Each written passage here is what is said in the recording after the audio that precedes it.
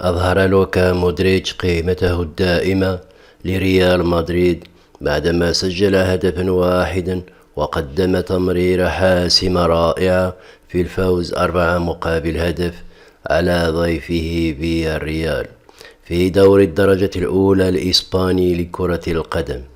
وأرسل لاعب خط الوسط الكرواتي البالغ عمره 38 عاما تمريرة أرضية رائعة من حافة منطقة الجزاء في الدقيقة 25 إلى جود بيلينغهام، الذي حولها بضربة رأسية رائعة بعيدا عن متناول الحارس فيليب يورجينسن.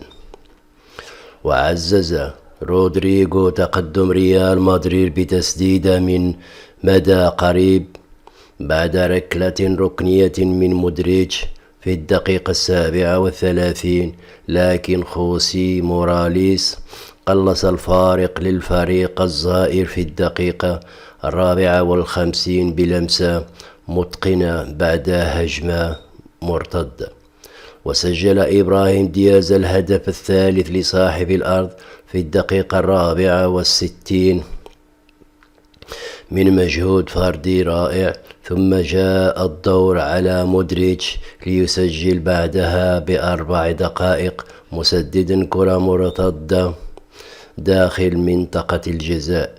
وتقدم ريال مدريد إلى صدارة الترتيب برصيد 42 نقطة، متقدما بنقطة واحدة على جيرونا الذي يستضيف منافسه آلافيس المتواضع يوم الاثنين.